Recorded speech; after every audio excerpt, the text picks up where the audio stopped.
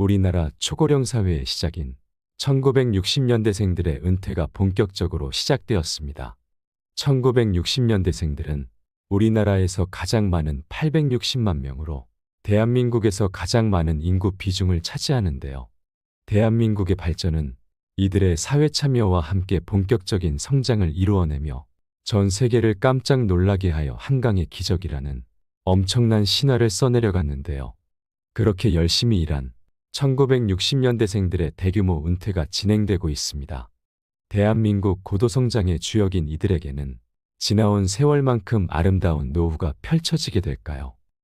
오늘은 이미 은퇴를 했거나 은퇴를 앞두고 있는 5060 세대가 맞닥뜨리게 될 현실과 현명한 노후 대비 방법은 어떤 것들이 있는지 알아보도록 하겠습니다. 우리나라 근로자가 직장에서 퇴직하는 평균 나이는 49.3세라고 하는데요.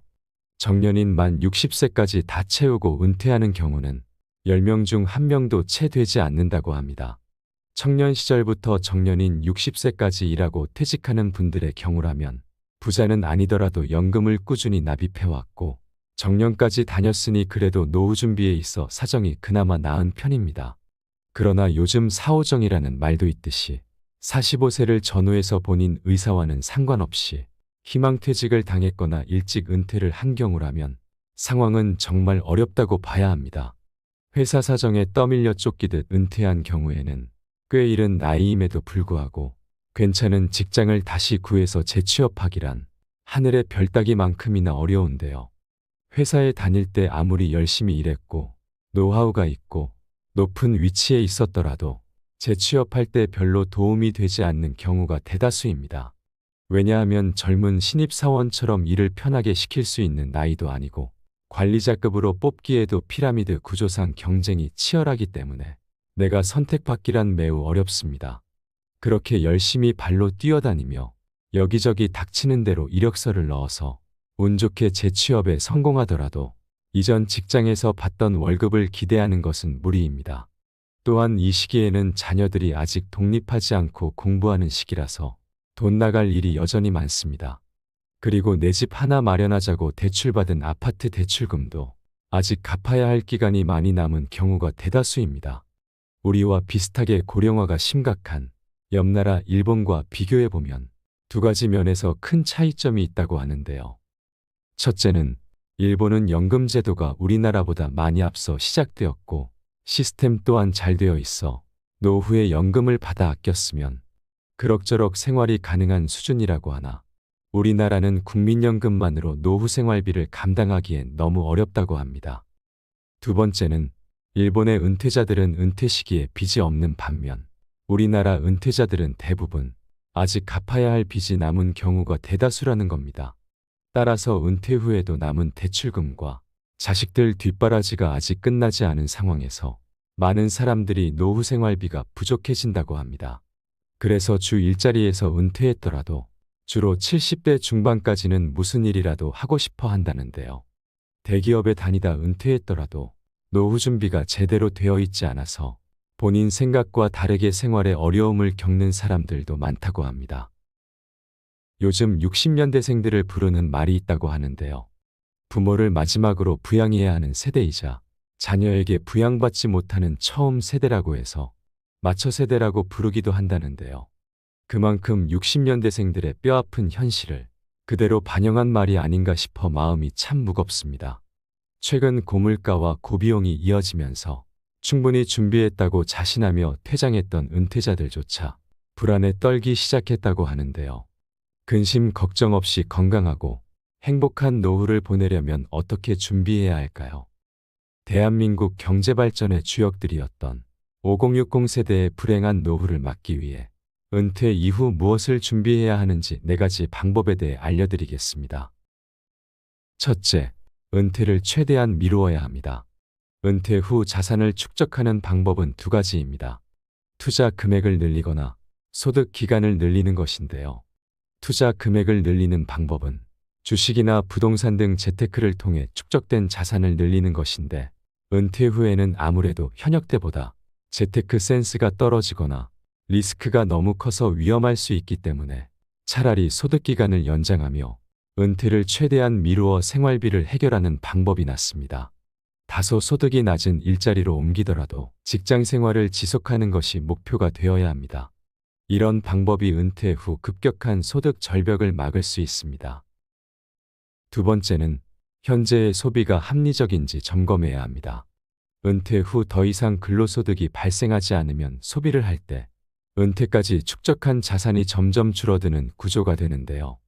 여기서 생활비보다 많은 소비를 이어온 분들이라면 은퇴 이후 빈곤층으로 전락하지 않기 위해서 월 소비 패턴을 점검하고 다시 계획해야 합니다.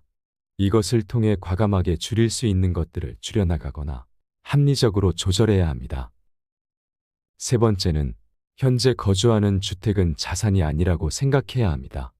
65세 이상 고령자 가구의 순자산액은 3억 5천만 원 정도인데 그중 약 80%가 본인 소유의 거주주택에 묶여 있어 하우스 푸어인 사람들이 많다고 합니다.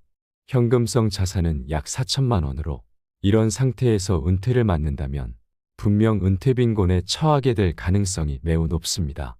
거주주택은 은퇴자들의 최후 보루인데 이것을 팔아서 자식 결혼자금이나 사업자금으로 쓴다면 노후에 파국을 면치 못할 것입니다. 그러니 거주하는 주택은 그냥 내가 평생 살 공간이니 소유 재산에서 제하시고 노후 자금이 얼마가 필요할지 꼼꼼하게 계산해서 미리 은퇴를 준비해야 합니다. 네 번째는 자산 관리를 신중히 해야 합니다. 요즘 은퇴하신 분들 중에 은행 예금 금리가 너무 낮다며 만족스럽지 못해 리스크가 너무 큰 주식 투자나 위험한 코인 투자에도 거침없이 달려드는 것을 볼 수 있습니다. 또한 최근 유행하는 프랜차이즈 본사의 말만 믿고 쉽게 투자를 하기도 하고 잘 알지도 못하는 부동산에 퇴직금까지 모두 투자했다가 한꺼번에 모두 날려버린 사례까지 뉴스에서 매일 흘러나오고 있는데요.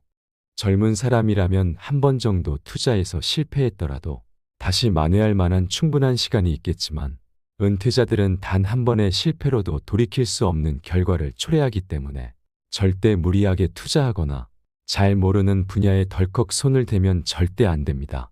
그러니 반드시 잘 아는 분야에만 소액으로 투자한다거나 안전한 배당주 위주로 투자하는 등 아주 보수적인 투자를 하시기를 권해드립니다.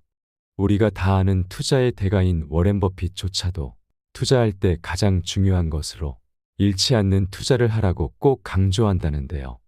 그가 남긴 명언을 소개하겠습니다. 첫째, 절대로 돈을 잃지 마라. 두 번째, 첫째 원칙을 절대로 잊지 마라. 투자의 대가조차 돈을 버는 것보다 잃지 않는 것이 훨씬 중요하다고 계속해서 말하고 있는 만큼 노후에는 평생 일해서 준비한 노후 자금을 절대로 잃지 않도록 꼭 주의해야 할 것입니다. 마지막으로 한 가지 더 말씀드리자면 은퇴 후 가장 중요한 것은 누가 뭐래도 건강입니다. 건강은 건강할 때 미리 챙겨야 합니다. 한번 잃은 건강은 다시 되찾기 매우 어렵습니다. 아무리 돈이 많이 준비되어 있더라도 노후에 건강하지 못한 삶을 살아간다면 그것만큼 슬픈 일은 없을 겁니다. 그러니 돈을 벌고 모으는 것도 중요하지만 시간을 내어 규칙적으로 운동하셔야 합니다. 또한 적정한 수면을 취하고 몸에 좋은 음식도 골고루 챙겨 먹고 스트레스를 줄이시는 습관을 들이시기 바랍니다. 습관만큼 무서운 것은 없습니다. 무엇보다 현재의 삶에 만족하고 작은 것에도 기뻐하고 감사를 잃지 않는 삶을 살아간다면 누구보다 행복한 사람이 될 수 있습니다. 여러분의 남은 여생을 열렬히 응원하겠습니다. 이상으로 시니어를 위한 모든 것. 시니어 톡톡이었습니다. 더 유익한 내용으로 찾아오겠습니다. 오늘 내용이 도움이 되셨다면 구독과 좋아요 부탁드립니다. 감사합니다.